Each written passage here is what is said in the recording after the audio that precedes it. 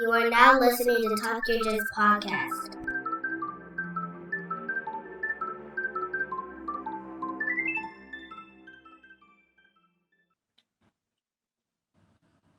Welcome back to the Talk Your Jits podcast. This podcast is, as the name implies, all about Jiu-Jitsu. I'm your host, Lamar Smith, and today's guest is a black belt who owns Lycan MMA located in Columbia, South Carolina. Ladies and gentlemen, Nader Tanner.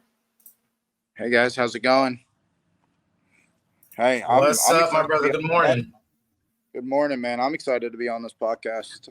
Anything jiu-jitsu related. I'm gonna have to get you on mine. Mine's just not politically correct. It's called Jiu-Jitsu's Going to Hell.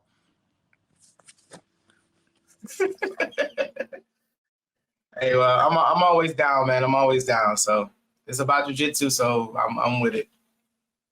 Awesome, man. Let's get straight to it. Yeah, I'm gonna say if you want to introduce yourself, by all means, and let's hear that jiu-jitsu journey. Yeah, man. So Nader Tanner started jiu-jitsu in 2010. Obviously the UFC started in 93, I believe, and they found out it was like the best martial arts. For me, I found that out in 2010. I started doing karate, switched over to kickboxing and Muay Thai. I went to a really bad gym and they're like, your striking's pretty good. You should do an MMA fight. And I had no grappling experience, didn't know what a shot was, didn't know what a sprawl was. So needless to say, you know exactly how that fight went, right? And that's sort of how I discovered that's how I discovered jiu-jitsu. It was almost like that movie scene. It's like y'all are probably wondering how I got here. That was me. My first opponent was 4-0 in MMA, purple belt, D1 wrestler, possibly the worst matchup for a striker. Took me down and just beat my face in. And I was like, oh crap, jiu-jitsu actually works. I need to learn this magic because I've never felt so helpless before. Initially I got it because I wanted to be better in MMA. Halfway through my blue belt, I got disillusioned with MMA. Not going to go too much into that. Finished my AMI record as 2-1 in MMA, but I'd be striking, I'd be doing my MMA classes, and I would just be thinking about doing jiu-jitsu. So halfway through my blue belt, completely quit MMA, just started focusing on jiu-jitsu, and I think it's been the best decision ever since, man. That's a really quick summarized story. Got my ass beat, started doing jiu-jitsu. Love it. So I kind of lost my train of thought. So what was it about like jiu-jitsu first that made you think like, okay, you know what? I like this. I'm gonna stick around for this for a while. So I honestly initially did not like jiu-jitsu. Like obviously like the white belt things, like I'm pretty athletic. Both my younger brothers were D1 athletes. A lot of sports naturally just came to me. And jiu-jitsu did not come to me naturally. And that was like a huge mental block. And so I hated the fact that I sucked at it, but I was too egotistical to not be okay with sucking at something. And so it was like, you got those couple things going on. And I realized like the more work I put on, the better I started to get, the more I started to understand it. But jiu-jitsu is one of those things as well. Like, it's like the Dunning-Kruger effect. Like the more you know, the more you understand that you don't know. So that's initially what got me to jiu-jitsu, because like you start off, let's say like a hip bump sweep or a scissor sweep. Like for a white belt, that's pretty complicated stuff to start off, and you drill it, and then you go live and you can't hit it, and then you go home and you're frustrated, and then you start working off of that and you start to realize it's tiny little details. So that's really what drew me in. It was like I sucked at it.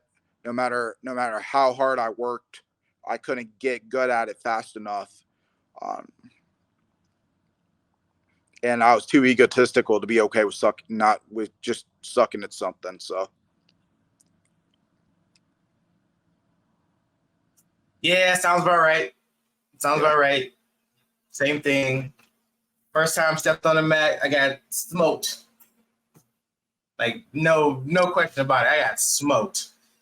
And then I went home and it kept me up at night like, dang, I gotta figure this out, man. There's no way There's no way. So I, finally went to our gym, met the instructor, and was like, you know what, man, I'm gonna try to stick around. I wasn't expecting to stay this long. I was gonna say I gave myself 3 months, like at the most. That's being generous. But I was like, at that 3 months, I was like, okay, I'm not dead yet, and I'm actually starting to enjoy this. So I think I will stay around for as long as I can. Do you teach at? Here we are, 7 years later. Do you teach at the gym that you're at? Yeah. Okay, so you'll understand what I'm saying, right? It's so funny looking back because like there's always like that timeline.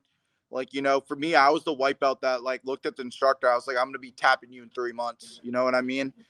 Like thought like I was gonna train for a year and then like never train again because I was gonna be so good.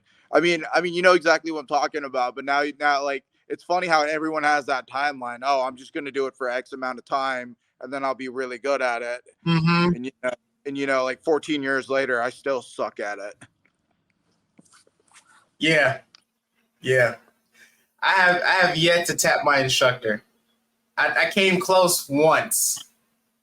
Ever since I've been training, I think I came close once to tap my instructor. Nice. But yeah. So, good times, man. Good time.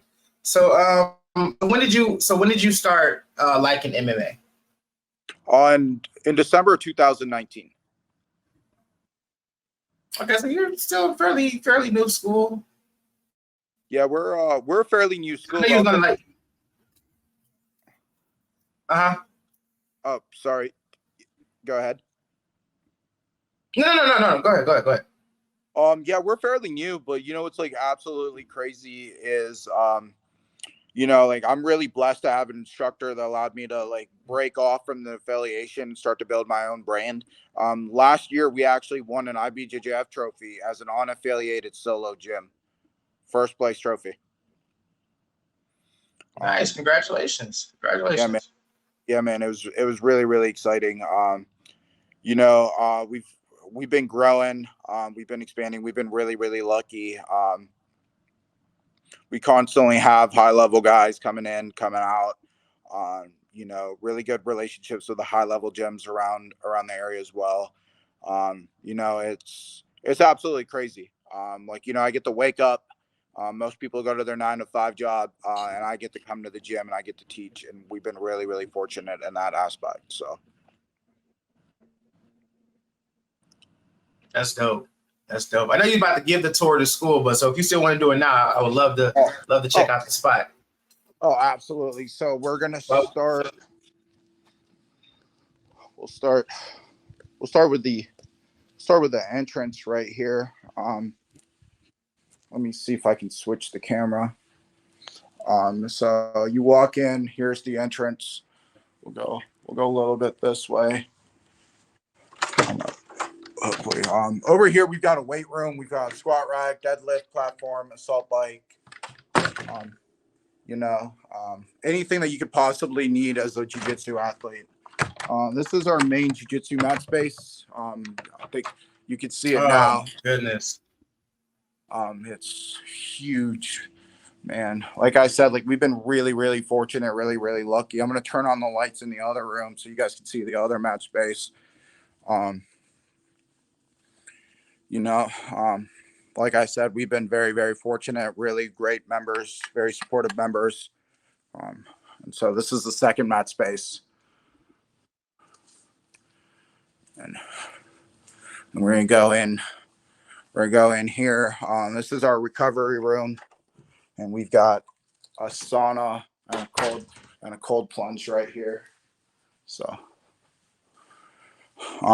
again, Man, really fortunate, man. And this is actually our second location. Our first location was about 800 square feet, and we expanded into this location in 2021.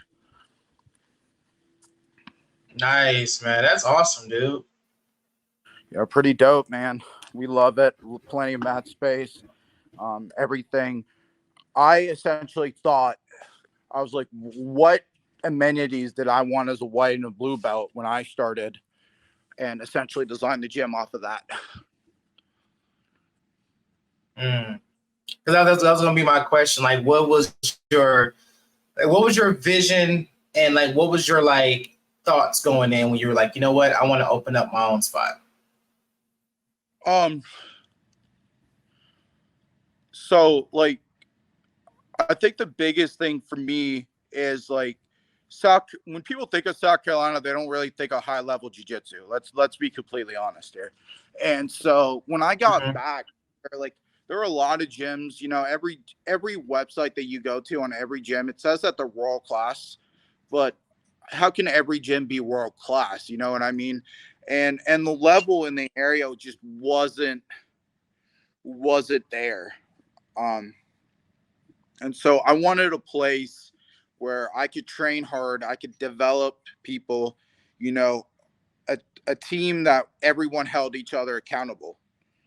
And that was sort of my vision. And, you know, that was what I wanted, but it became even more clear when I got to talk to Heath Pedigo a little bit. I mean, let's be honest, like Mount Vernon is in the middle of nowhere. There's nothing going on there. And you got people all over the world going to Mount Vernon. And so like being able to talk to Heath a little bit, that's really what I started to envision for Columbia, South Carolina. And that's really what we've been working on. If you look at our Instagram in October, we had Luke Griffith here. We had Mason Fowler. Sean Applegate from 10th Planet Atlanta regularly comes through. Josh Hinger's been through. Like, I mean, we're regularly cycling in these high level guys. And as a result, our guys have really started to develop and really start to change the scene in South Carolina. We're not quite there yet. I mean, but you know what a lot of people don't realize about Heath is he's been in the game for like 20 plus years, you know? And, you know, we're playing the long-term game. Like we want to make Columbia, South Carolina a place where people come to get better at jiu-jitsu from all over the world. And so that's always been the end goal for us. Yeah. That's me from 2019 to now, you know, 2 locations and, you know, pretty big spot, man. That's awesome, man. That's such a blessing to have. And like you said, it's, you know, thanks to the people that you have around you and you know, your community, and that's always a big help. 100%, man. Like my coach has played a huge part in that. Like, you know, being able to be grateful but not content has been like a huge motto of his, even in competition. Like I'm a huge IBJJF guy, currently ranked in the top 10 for Master 1 black belts in Nogi.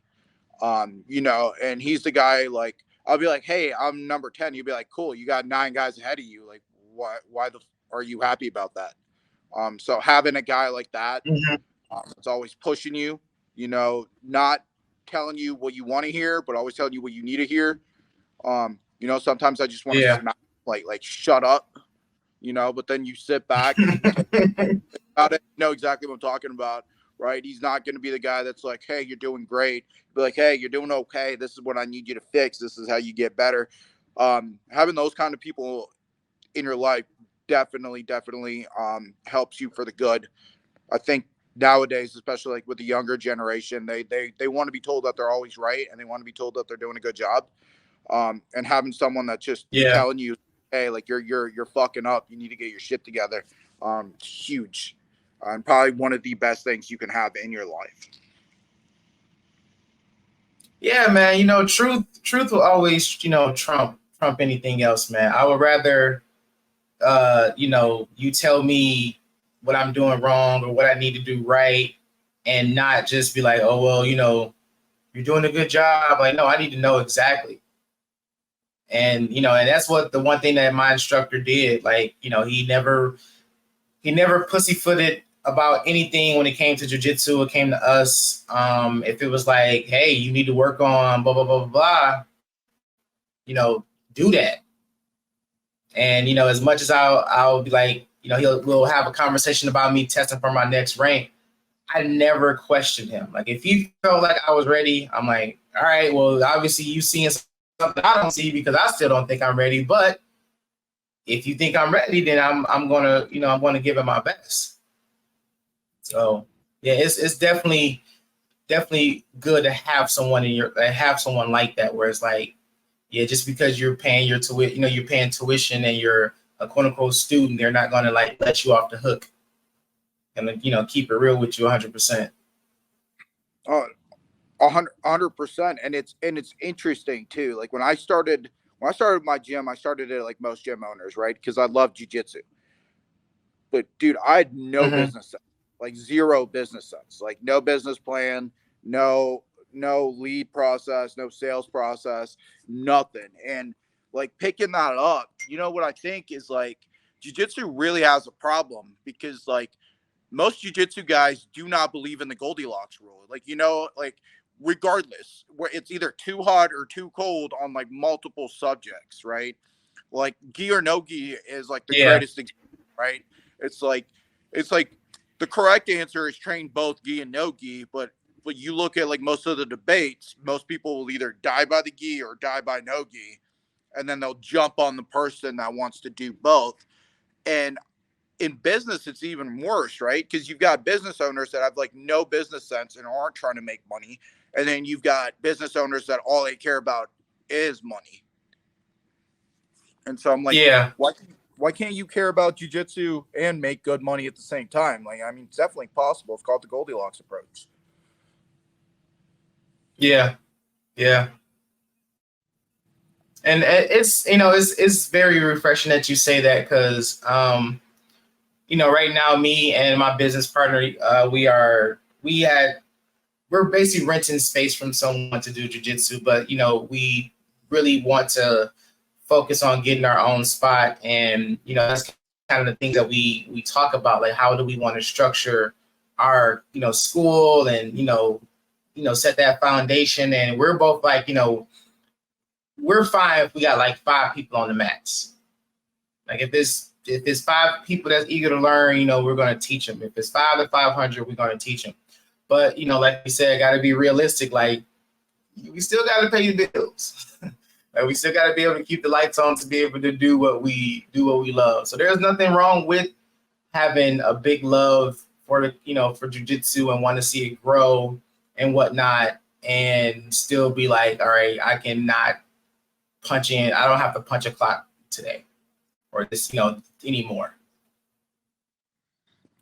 100%. And I don't know what it is about like most jiu-jitsu guys. It's almost like they're allergic to money, right?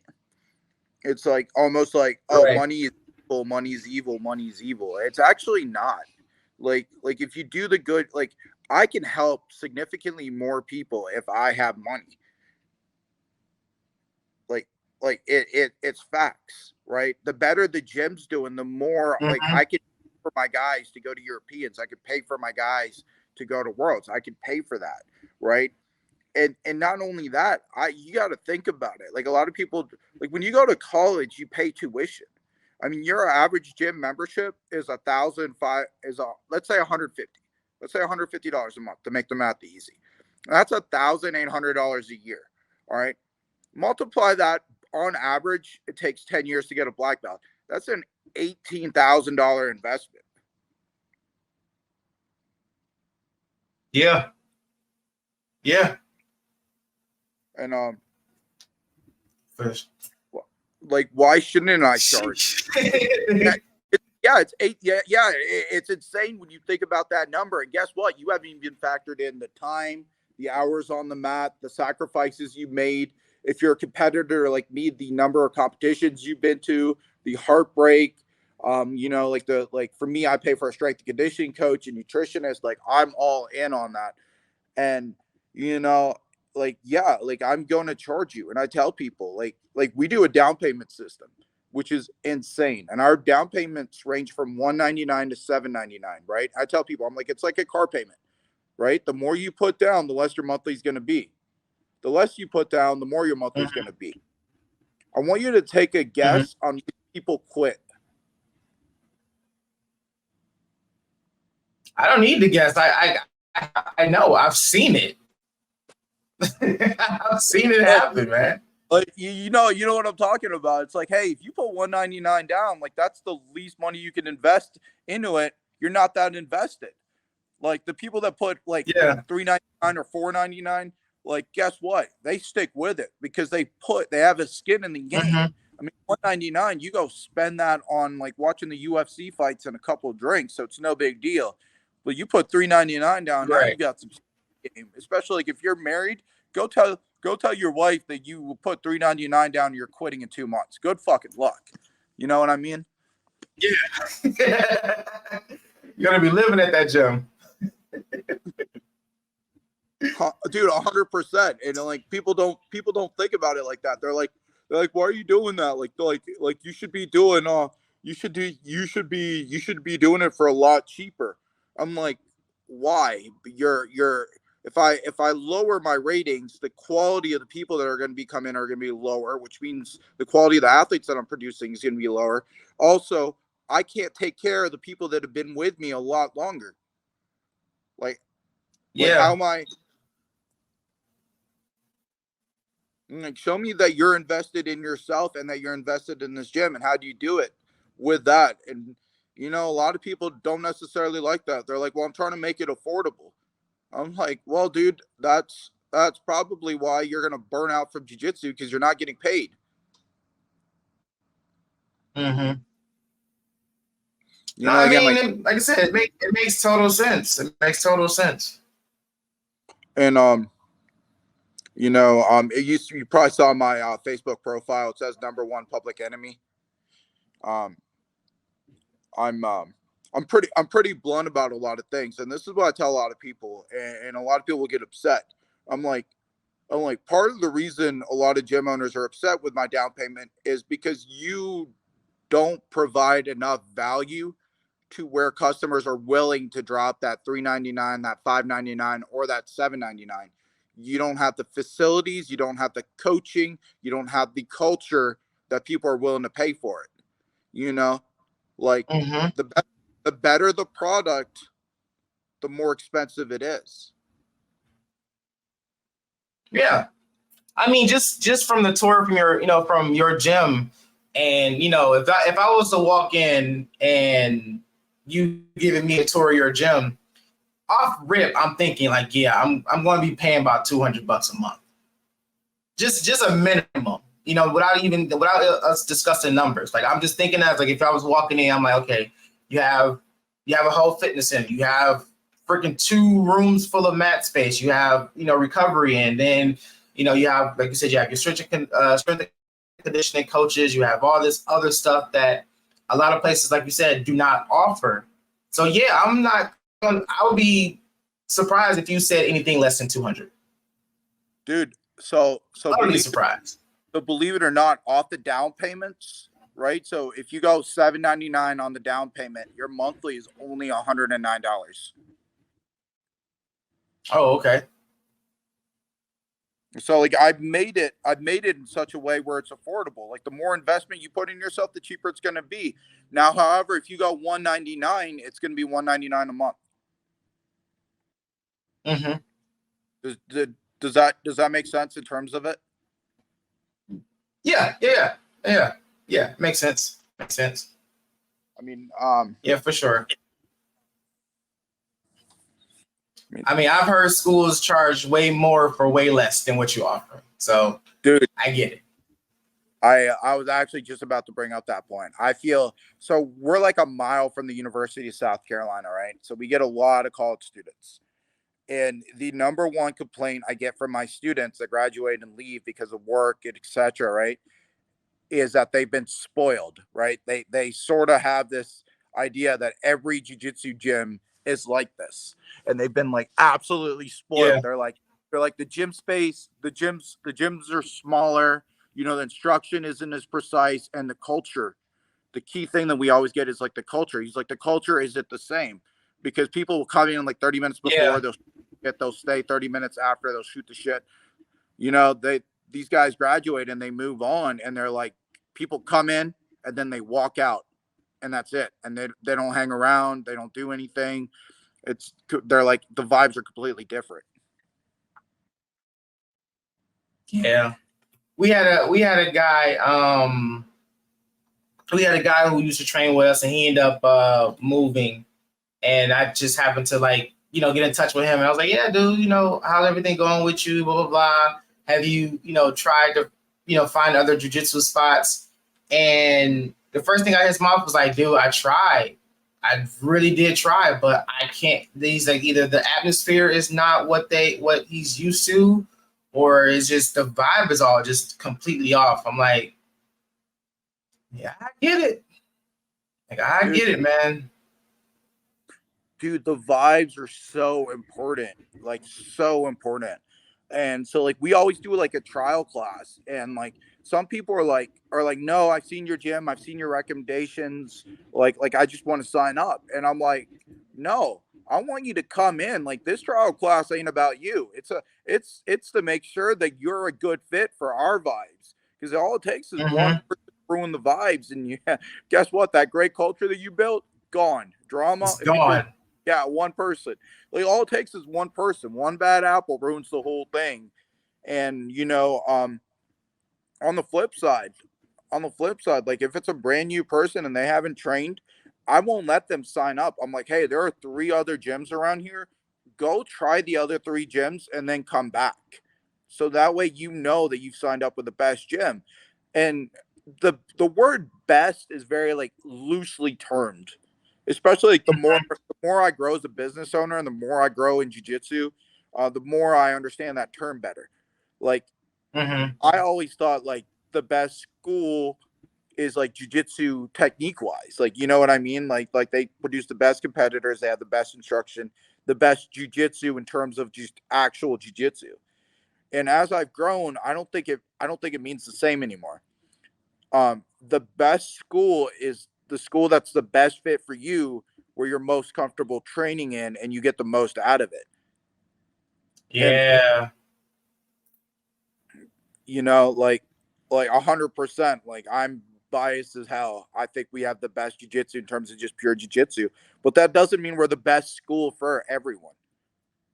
And different people have different vibes, man. It's just like ice cream. Like you can't blame someone if they like, well, let me correct that. If you like chocolate, vanilla, strawberry, go figure. But I mean, mint chocolate chip, I'm gonna say you're a little bit of a weirdo, right? Like you know what I mean? But I mean, I think a lot of people focus too much on like the jiu-jitsu aspect. Like, hey, like if you come to my gym, it doesn't matter if the facilities are great, the instruction's great. If you just don't vibe with the people, you're gonna be miserable. You would much rather be miserable, exactly. And it took me a while to figure that out. I mean, like especially when I first opened, like I would take it personal that people didn't want to like sign up with me and they wanted to sign up at other gyms. And I think every business owner goes that. I think nowadays, like, hey, dude, like you don't want to sign up with me, that's cool, but like let's at least make sure you continue to train jiu-jitsu, or let me help you find a good gym. And that's helped us with our sales process as well. I'm like, hey, what are you looking for? And you can usually tell like what they're looking for, right? They're like, hey, I'm looking for this, or hey, I'm looking for this, or like, and you can usually tell, you'd be like, yeah, dude, I think you're a great fit for our gym, come try us out. Or be like, hey, dude, I honestly, from what you've told me, I don't think you're gonna be a good fit for our gym. Obviously, welcome to come try it out, but here are some gyms based off what you've told me I think are gonna be a great fit for you. And I think doing that and being like authentic has really resulted in us being extremely successful as a business. Yeah, man. I feel like there's no other way to be, honestly, because you're basically being honest with yourself, and you're not wasting that other person's time. 100%. Your time, and you're not wasting you're not wasting your school's time. Like, if someone walks in, yeah, you want the business, you want the growth of it, but at the same time, you don't want to jeopardize the integrity of your school for just for another body. So yeah, I tell the person straight up, like, yeah, I don't, if I've had people hit me up on Facebook asking about our school and stuff like that. And yeah, I've been honest, like, yeah, we're a small school. We got, the most we'll have is maybe like 12 people on, 12 people. That's on a good, that's on a really, really good day. We're not a competition school. We're just more so hobbyists, 9-to-5ers. If that's your vibe, come on. You're welcome with open arms. If not, I can direct you to a couple other schools that might be more suitable for what you're looking for. Hell yeah, man. And you see, I'm the exact opposite. I'm like, hey, like we're a competition heavy school. Like even if you don't want to compete, like expect to come in, train hard. I'm gonna hold you accountable. Like if you want to lose weight, we're gonna measure, we're gonna get you on the scale every week. And then I'm gonna ask you what you're doing, and we're gonna get damn results. Like like if you just want a social club and you just want to get a nice couple rounds, sit around out, like we're not the gym for you. Like I understand perfectly the culture that I've wanted to cultivate, the culture that I want at the gym. But we're not. But what's like crazy is a lot of people think that, like, I get it, like going to a competition gym can be intimidating, but we're not like that. Like you were talking about, like how like your instructor, how you've never tapped your instructor. Dude, my blue belts tap me all the time, like all the freaking time. And then people are like, well, why are they tapping you? I'm like, dude, so right now, like I'm only working like straight ankle locks. Like I'm doing nothing but straight ankle locks.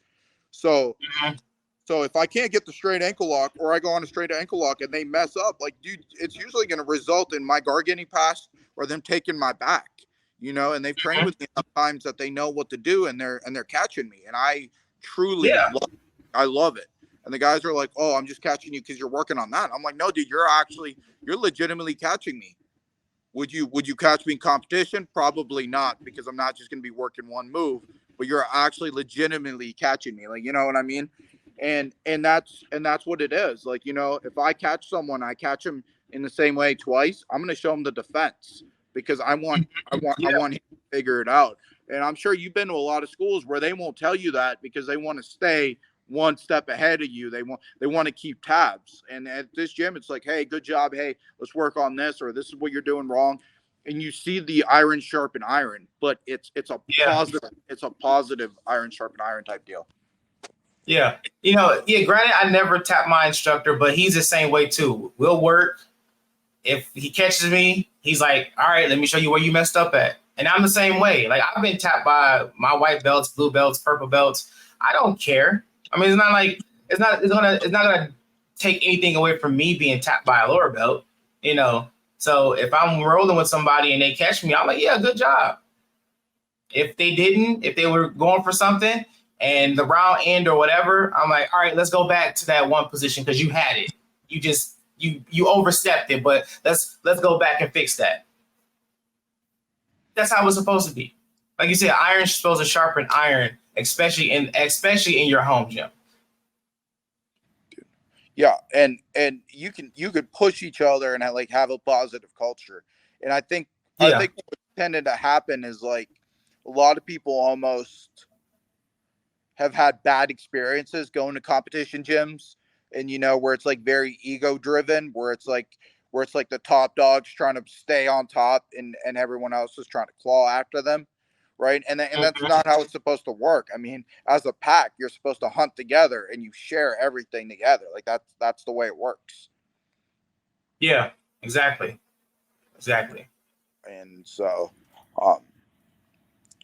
it's jiu-jitsu is definitely coming into like a very, very interesting time. Like I would say, like, I thought we were out of the wild west, but I think we sort of like got into a golden era, and now we're like back into it. I mean, when did you start? I started back in 2017. Yeah. Okay, so relatively new. I mean, back when I started, it was like there was like 2 black belts in the whole state. Like, you know what I mean? Like a purple belt was almost like unheard of, Like 2016, 17, it was like prevalent. But nowadays, what you're seeing, and I don't know what's going on, is like more and more gyms are popping up. And that's not necessarily a good thing. Like, I'm seeing more and more gyms where the head coach is a blue and a purple belt. And I'm like, y'all are out of your fucking minds. and this is the reason they give it. Well, belts don't really matter because like Cola Bate won trials and he's a blue belt. I'm like, you motherfuckers need to go back and learn statistics. Like, learn freaking statistics. Like, the exception does not make the rule. And you can clip this because this is 95, not even 95, 99% of the time, a black belt will beat the crap out of a blue belt. Don't take that 1% and make it the freaking rule. Right. You know, and like, yeah, right. And it's almost like crazy because like back when I started, like you dreamed of the day where you could walk into the gym and have multiple black belts on the mats. And now the blue and purple belts are like, nah, we're good with not having black belts. We're just going to run our own gym with white and blue belts. Dude, this is how you get karate and taekwondo, because as a blue and purple belt, you don't know what you don't know, right? Your technique's not refined. I mean, think about when you were a blue or purple, right? Like for me as a black belt for the last 2 years, I've gone back and strictly worked on the fundamentals that I learned as a white belt. As a blue and a purple belt, like you don't know what you don't know. You're still expanding your game before you start trimming the fat. And now you're teaching, but your technique isn't even close. Your knowledge isn't even close. So now your white belt has limited knowledge. They're going to get eventually their blue and purple, but they're going to be limited. And then now you pass it on. And before you know it, karate. Right. Taekwondo. Yeah. It's like, I don't know if you're experiencing that in your area, but we definitely are. No, I haven't. I've talked to people who started schools at purple and brown, purple and blue belts, but I haven't like been to a place that did it.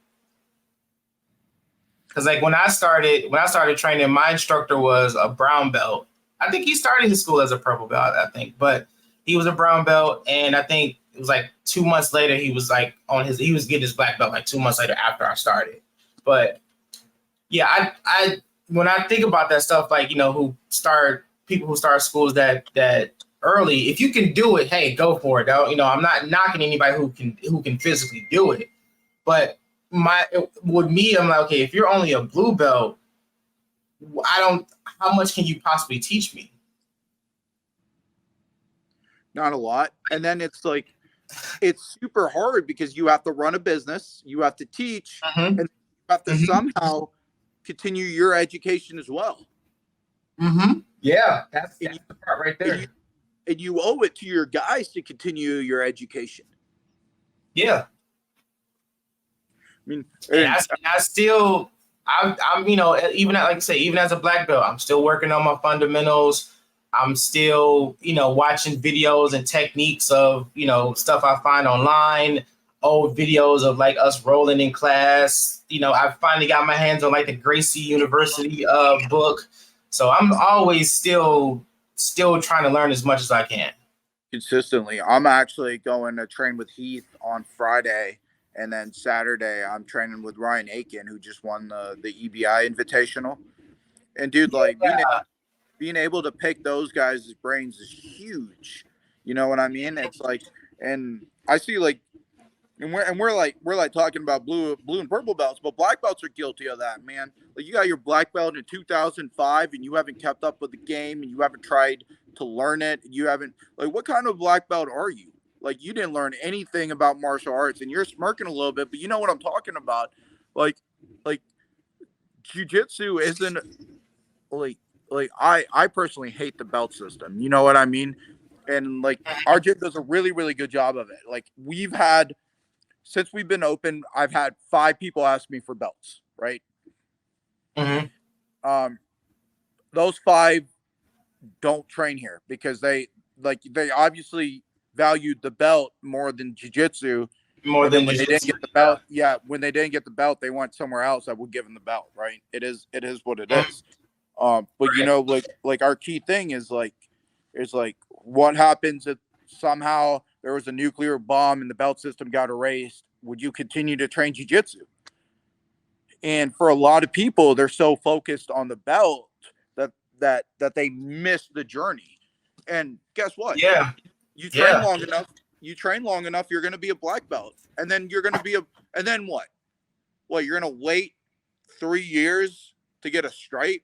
Well, first 3 years is a stripe. And then after your third one, it's every 5 years. 5 years, yeah.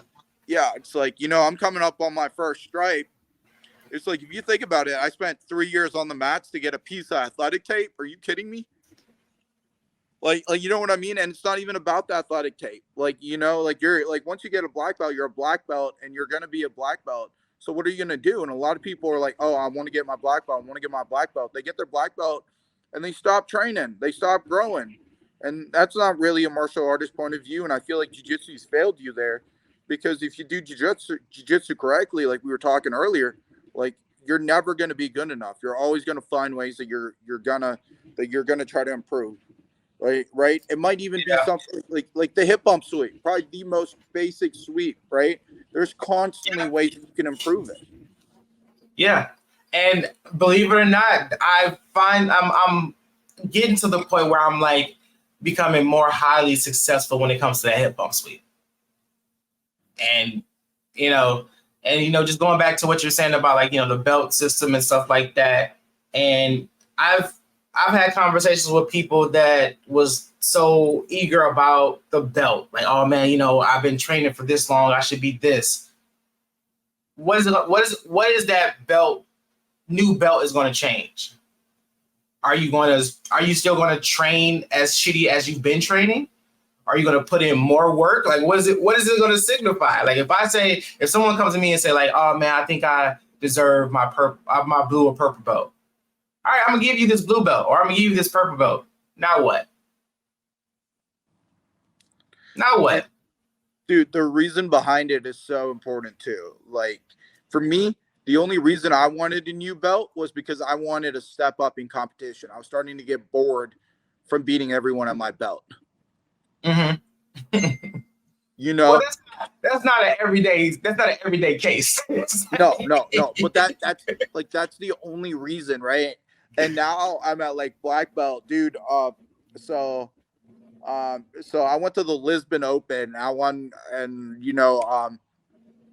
competed in the absolute. I won my first fight, and it was a 4-man division. The guy I fought in the absolute, his last loss at black belt was to Gordon Ryan at ADCC in 2019. Sheesh. And dude, like when I tell you, like, I was beating him on points, I made one mistake and he got the knee bar. One tiny mistake. And it's like, I looked him up afterwards because I was studying. I wanted to study him a little more to see what was going on. And I saw him.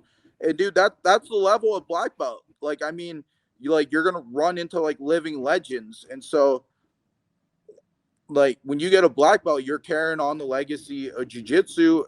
So why are you in such a rush to get there? Like when you get there, that's where you're gonna be for the rest of your life. I mean, let's be honest. Yeah. Like let's be honest. All a Coro belt is it's a participation trophy for not dying. Right? Am I wrong? No, you're not. As crazy as it sounds, but it's not. Like, yeah, it's after black belt. It's just time. It's just time on the mat. I mean, just time in the sport. Well, like I can admit when I first started training, I would see people get striped or get their next belt, and I would be like, man, when am I gonna get my belt? I would never like ask, but I would be like in my mind, like, dang, I didn't get a stripe today, or I didn't get this and that. But I think like after a while, man, it was kind of like I love this. I love the martial arts. I love the science behind it. I love what it's doing for me mentally, physically, emotionally, even spiritually in some points. I don't care. I don't care anymore about the belt. I just want to be able to do this. That's all I was caring about. Like, I'm able to do this. Right. Like, I got purple. It was like, all right, cool. I got brown. All right, cool. I got black. I'm like, all right, cool. And then, you get people like, oh man, you got your black belt. What you gonna do now? I'm about to go learn jiu-jitsu now. I mean, just like the example you gave earlier about, someone going to school to be a doctor. Yeah, they're going to school to learn how to become a doctor, and then after they still have to work to become, and then to work to be a doctor. Same thing with jiu-jitsu. You have to work to get to this black belt, then you have to work to be a black belt. It doesn't change anything once you get that black belt. It doesn't stop. It doesn't be like, all right, congratulations, go on your way and retire in the mountains somewhere. Like, no, this is when you time to put that work in. It's time to grind, baby. And you know what's funny? It's like, well, let's be like you said it, right? Like as a white belt and a blue belt, yeah, you saw someone get a stripe, you saw someone get a belt, yeah, you were a little bit jealous, right? But it's also easy for us as black belts looking by, be like, hey, belts don't matter when we've already achieved our black belts, like, you know what I mean? And I understand that. I truly do. But I think what's also going on with jiu-jitsu is you have coaches that either don't have the relationship with their students to have like an honest to God communication about the belts, or you got just weak leadership where they're like, oh, I don't want you to leave. I need you to continue to pay money. So here's your belt. So you stay happy. And yeah. I'm not gonna say no names, but I had a very, very good friend of mine who was, I mean, his knowledge, dude, in jiu-jitsu is way crazier than I've seen. And it's like I would give my left and right foot for him to step back on the mats, but stuff that happened between him and his instructor. His instructor just really left a bad spot in his heart for jiu-jitsu, and he just stopped. And it's just like, for that reason alone, he was just wondering, like, I've been training with you for so long. I'm teaching I'm teaching classes. I'm doing this, doing that. What's going on?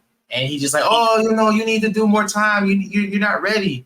He's like, what is that supposed to mean? You're not telling me what I'm not ready for. And it just turned into something else. And like I said, he stepped off the mats. And I'm like, I want him to come back so bad, dude. So much. He's has so much knowledge. And I'm like, dude, even though I'm quote unquote higher ranked than you do, I still feel like I have so much to learn from you. Dude, that's it. It's funny how like no matter where it is, like similar situations always arise. So I'll tell you a little bit about my story, because I almost walked away as a brown belt, like completely quit jiu-jitsu. I mean, at the time I was ranked in the top 10, like, we're brown belts in the world. My school was just started, and this you sent your white belts down there. So obviously our guys scored points. We won the team trophy. There was another guy, also a brown belt. He went to a local competition, got smoked by a blue belt, like absolutely smoked by a couple blue belts. The following week he got promoted to black. And so I walked up to my coach. I'm like, hey, like, what's going on? Like, why did he get his black belt and I've been bypassed? Like, I'm winning competitions. My guys are winning competitions. My guys directly contributed to us winning an IBJJF team trophy. Like what's going on? Like, tell me what I need to do. And he was like, well, you're not training enough. You're not competing enough. Like, just the runaround. You know what I mean? Yeah. And long story short, like, I ended up leaving, and it turned out to be like the best thing in the world for me, because like this dude went down the deep end, like in the area. He's now known as like selling belts right and left. So me leaving that team was probably like the best thing. Oh no. Yeah. And ironically enough, like, this coach is still giving me problems. Like, even though I had a purple belt come to me, and dude, this dude was so desperate for a brown belt. When I say like desperate, and like he I don't know which gym he came from, but like he trained at our gym for 2 months, and you could tell he was just belt hunting. You know what I mean? Like, he was just jumping gym to gym trying to get his brown belt. And my white belts were tapping him. Like, my whites, and I remember yelling at him one time because he was rolling with my white belt. My white belt passed his guard, mounted him, and was choking him. And then he started teaching him how to finish the submission. And I'm like, shut up, keep rolling. We start, dude. And then my white belt passed the guard again. And then he started coaching him again. I'm like, shut up and fucking roll. You know, and like, and then he like came up to me. He was like, and don't get me wrong, like if you want to ask for your belt, like there's a correct way to do it. Come up to me, be like, what do I need to work on to get my purple belt or brown belt? If you tell me you want your belt, I'll be like, no, like there's clearly a reason I didn't give you your belt. And if you care that much about it, I'll tell you exactly what to do. I'll give you a laundry list, right? And then if you come to me after a couple months and you're like, why didn't I get it? I'm like, have you checked off the laundry list? No. Okay, whose fault is that? Whose fault is that? Whose fault is that? And so like we were talking about like accountability. So he came up to me and talked to me. I was like, hey dude, like you got 4 stripes on your purple belt. But like if you had started at my gym, you would at best maybe be a 4-stripe white or a blue belt. Mm-hmm. And I was being honest with him. I'm like, dude, you're getting killed by my white belts, brand new blue belts. Like, you're getting killed. And then he was like, well, like they're 25, 26. I'm 42. And Doesn't matter. I'm like, dude, one of my purple belts, Jason, is 42. I'm like, dude, Jason's 42, brand new purple belt. He's running through the same guys. Like it doesn't make sense. And I'm like, but you want to ask for your brown belt when I just told you? I'm like, how are you? And he was like, well, I'm like, that's a cool story, bro. But last time I checked, I was the black belt and you were the purple belt. So like, how do you feel like you're ready for your brown belt? You don't even know what a brown belt should feel like or look like. He said, cool story, bro. But but yeah, dude, we had a conversation with one of our blue belts. He before our homeschool, we had to close down our homeschool. We had our one white belt and one blue belt test for purple and blue. Yeah. And he was upset, dude. He was like so upset. So upset. And to the point where like he came into the gym late and he was just like his whole energy about the day was just so off, and he ended up leaving early. But he ended up having a conversation with my partner, and he basically I was like, yeah, I don't understand how this person, got his blue belt before me. I started before him, and this and that, da. And we had that same conversation. How often are you training? How often are you putting in work? Are you actually paying attention to the lesson? Are you showing up late, leaving early? Like that, all that stuff plays a factor into you getting your belt. And unfortunately, it does not get easier when it comes to getting your next promotion. If you really want to be real about it, like it's not going to get any easier. The curriculum is not going to change. If you come to me two years later or 2.5 years later, it's like, hey man, I haven't got my purple belt yet, or I haven't got this belt yet. We're gonna have this same conversation. Like you come to me, I'm like, hey Lamar, man, I've been training, I've been here, I've been doing this and doing that and doing that, man. I haven't got my XYZ belt. Okay, how often are you training? How often are you putting your work in? Are you actually coming to class and and giving it all on the mats? And if you're purple or brown, that next question is, how often are you helping teach to other students? How often are you helping other people improve their game? How are you improving your game? That's so huge, right? Like, and a lot of people don't think about it. Like, I personally don't do testing. So I've got two different standards, right? So we've got about 150 students. I would say about 10% are competitors, right? Like hardcore competitors. And when we're having a sit down, I'm like, hey, do you want to compete or do you just want to train, right? Because I'm like, hey, competition for me is like the military, right? No one's forcing you to sign up, but if you sign up, you're going to compete to my standards. Yeah.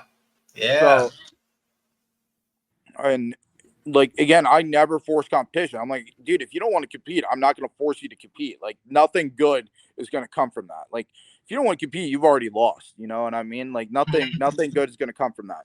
But but you got to have a different standard for your competitors.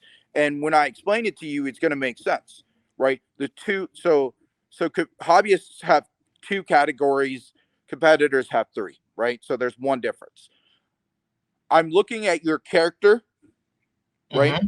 And I'm judging character by your ability to be accountable, right? Your ability to take responsibility, right? Your ability to help the team, right? Like, there's different roles that are required. And as you progress, like, you're not the same person on the mats or on the team at white that you are at blue, that you are at purple. And as you get closer to those belts, you can see the leadership, the roles, the understanding grow. So I'm looking at that, right? Is it tangible? No, but you talk to most black belts, you're nodding your head. You know exactly what I'm talking about. As a person gets closer to their purple belt, right? They're completely different than when they're a brand new blue belt on the mat in terms of the leadership role they have. The second one is your knowledge, and the knowledge is pretty simple, right? Like, we always do like a mat chat or a Q&A after class. Before we roll, we always set goals, right? And, like, for example, I'm like, hey, like, we're going to do 5 rounds of 5 minutes. All right. What are you working on today? Right. Yeah. Your white belt's going to be like, close guard. Right. Your blue belt will be like, hey, I'm working this De La Hiva sweep. Your purple belt will be like, they'll be more specific. Right. So like, that's a good test. Like, in terms of goal setting, that's a good way to see where their knowledge is at. Right. Because you don't Yeah. expect a white belt and purple belt to set the same amount. Right. But then afterwards, when they're asking questions, I'm looking at the quality of questions that they're asking, because that's really testing where their knowledge is at. Yes or no, right? Like, I don't expect the purple belt to ask the same question the white belt is. And as they're getting closer to a belt, I'm looking at the quality of questions. Obviously, when they're rolling, you're looking at the movement as well. So that's the two things that determine a belt level, and we'll have a talk about it, right? Like, if a blue belt, I'm like, hey, dude, like your guard game is phenomenal, but your top game's non-existent. I need you to work on creating a singular path sequence for you, and I want to see it work. Mm-hmm. You do that, you're going to get your purple belt, right? And then I'm seeing how they roll, right? Because that goes into character. If I've told you what to do, and I told you I want you to work your top game, and you continue to pull guard, that tells me that you're taking the easy way out because you don't want to suck at something. Yeah. You probably need to hold you a blue for a little bit longer. You know what I mean? But then competitors, the third one's really easy. Are you winning? Mm-hmm. Because, like, for the hobbyists, it's like you check the 2 boxes. Okay, cool, you're ready for a belt. But for a competitor, if you check the 2 boxes, but you want to compete, but you can't win, I'm doing you a disservice by promoting you. Right. So true, man. So true. So true, man. It's because it's, because as black belts, man, we are obviously we figured out what it takes to get here. We put that time in, we put that blood, sweat, and sacrifice in. We spent hours upon hours on the mats. Because at one point I was training through four days out the week. Sometimes even more. And because especially like with my instructor, we had a morning class that we was going to. So I was training Tuesday night, Wednesday morning, Thursday night, Friday morning, Saturday morning, Sunday open mat. That's how much I was training. And it showed. I had so much improvement in that short amount of time. And you got people who want to show up to 1 or 2 classes and think just because they're showing up, they're supposed to get they're supposed to get quote unquote promoted. Like, no, that's just like your 9-to-5 job. You can't show up, do bare minimum, and half-ass what you're doing, and then expecting, and then not be mad at the next person who's coming in, busting their hump, doing all they have to do, showing that they're improvement, showing that they're eager to learn, and they get a promotion. Yeah. Or, like, it's funny that you say that, like, half-ass half-ass means like, hey, you're just going through the motions. Like you're just like, all right, cool, let me get class over with so I can say I'm here. Mhm. Not actually meant. Like, sure, you're physically present, but are you actually mentally present? No. Right. And there's a difference. And guess what? As black belts, we know. But like for the people watching this too, it's like there's nothing special about me or you. There really isn't. Like the only difference between us and everyone else that didn't make it is that we kept showing up and we kept putting in the work. That's it. That's it. That's it. People really underestimate that. Like I don't know about you, but like, you know, like I hear people, they're like, well, I'm worried that I'll never make it. Like I never had a doubt that I was going to be a black belt. You know what I mean? It was all like, I knew I was going to get my belt. It's just a matter of when. And I just knew that if I kept showing up, I kept doing what I was supposed to do, I would get it. And I think that like a lot of people really underestimate the power of just being consistent. Yeah, that's it. I mean, you know, it's a motto. You know, how bad do you want it, man? How bad do you want it? And here's a great reel for you to use. Like I think this is phenomenal. I was actually thinking about this yesterday. Again, I mostly go on the jiu-jitsu Facebook groups to troll because I think it's hilarious, right? Like a lot of the questions these white belts and blue belts are asking, like I'm like, you know, like my white belt and blue belts are in those groups and they find it funny. Like they'll message me and they'll be like, they'll be like, you can clearly tell that the student doesn't have a relationship with their coach because they're asking the public instead of going straight to the coach and getting the coach's opinion, right? Yeah. But the one that I wanted to bring up was that like actually dead serious. This guy was like, hey, I've got a wife and kids. My wife recently got laid off, so I'm working more. I can only show up to class once a week, and I'm embarrassed because I can't make it anymore. And I didn't comment because it's not in my place to comment. But my thought process was, dude, if you're showing up once a week, one time a week is infinitely more than 0 times a week. Exactly. And if you can consistently staying in once a week until life gets easier for you, that's significantly better than not showing up at all. Yeah. Yeah. It's not, I mean, we're not knocking people that can't show up to the gym or train as many days as the next person. Like I can't get mad at you, Nader, for being able to train 7 days a week versus my 2. Correct. It's not, it's just how it is. But what are you doing to make sure those days that you do go count? Like for example, like the same guy that you said, like, oh, he's upset because he only can go 1 day a week. Okay, make that 1 day a week work. Talk to your instructor and see if there's like, hey, is it possible that we can do some privates? Is it possible that we can, stay after class and work a little bit more because of the situation that I'm in? You won't know that unless you talk to your trainer, unless you talk to your instructor, versus going, like you said, going to the, going public and asking everybody else who has nothing to do with the situation versus your instructor, who's probably like a phone call away. Yeah. I mean, I'm sure you've seen it on like the BJJ, everything. Like, hey, I've been training for 3 months. Should I do a competition? It's like, bro, you're asking a bunch of strangers, mostly dumbass white and blue belts, whether you should put your body on the line. Like, have you talked to your coach? Have you asked your coach? Or have you asked your coach and your coach said no, and you want to get validation from the crowds? Like, wait, like, come on now. What does our opinion matter? More importantly, like, are you really going to make judgments that directly affect your life based on people that don't even know you? Yeah. Yeah. Oh, my instructor said I shouldn't do this. What do you guys think? I think you should listen to your instructor. Yeah. It's yeah, but you ask the white belts and blue belts, and they're like, oh, like, yeah, like, and And we're not saying that to mock you guys, right? Because the reason we're telling you to listen to your coach is because we made the mistake of not listening to our coach and paid for it. And paid for it. Yeah.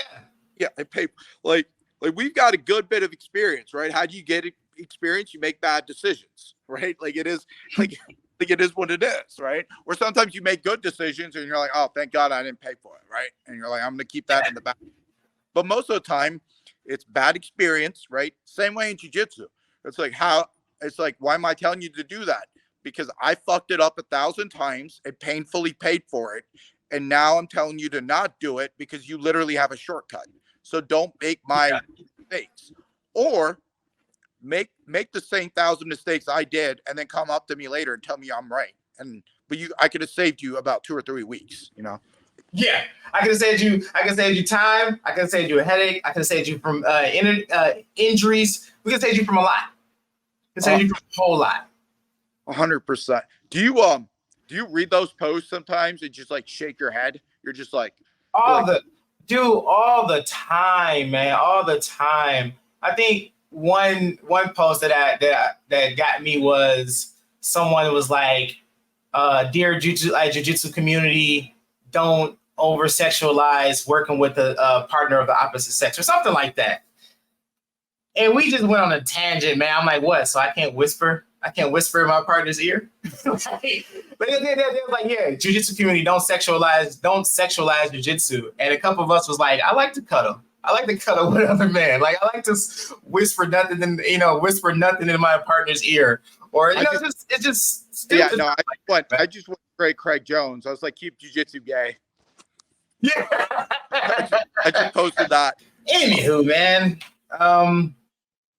Yeah, so we're at this point now in the podcast, dude. You've been around for a while, and I know you bro with a lot of people. But if there is anyone, your top 3 people, past or present, you would love to get a chance to roll with. Oh, man.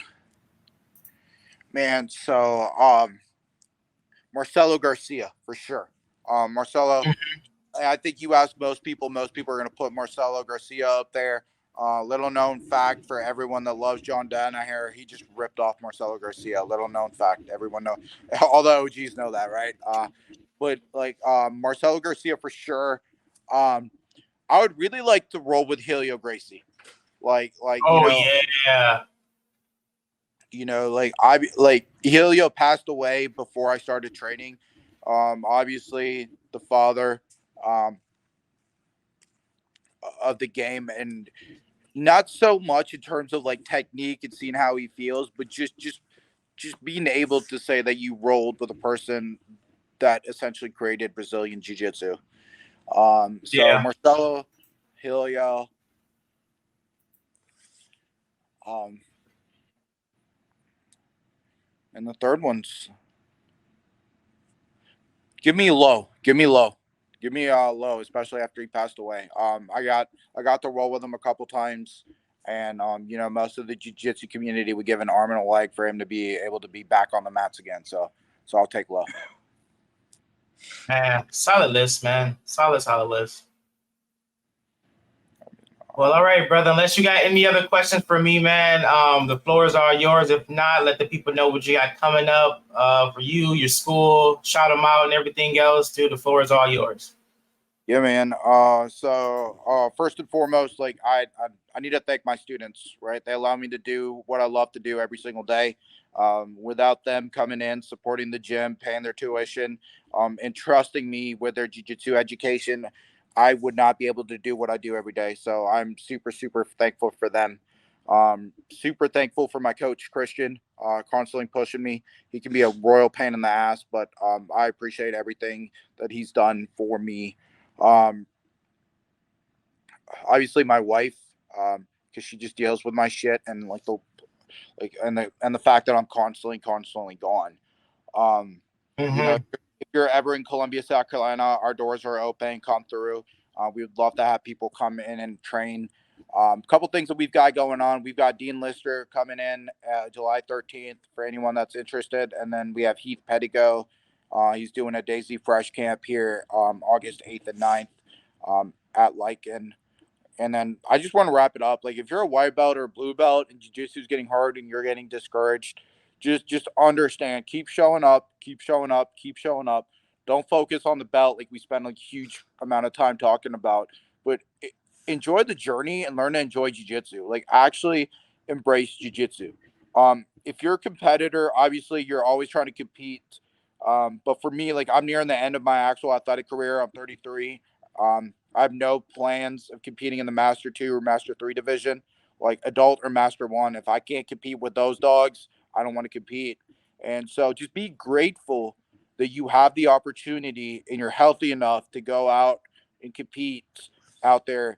And instead of focusing on winning, focus on the moment. Like, really enjoy and take in the moment of being able to compete. Enjoy that freedom. Yes. Really, that's all I have for you, man. It was a pleasure being able to talk to you. And, we're going to reverse roles, and hopefully I can get you on my Jiu-Jitsu Going to Hell podcast. Hey, man, just give me a date, man. We can set it up, man. I greatly appreciate you taking out the time to, have this conversation with it.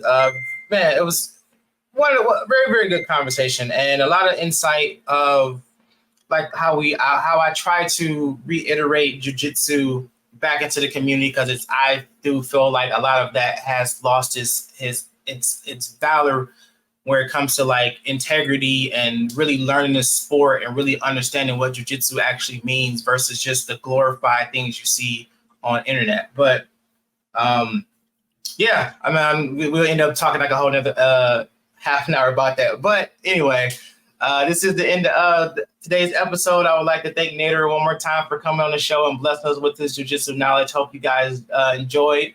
Please go and follow our Facebook, Instagram, and YouTube page to stay updated on all future episodes. This has been Talk Your Jits Podcast. Keep rolling, keep grinding, and remember, long live jiu-jitsu. Have a great day.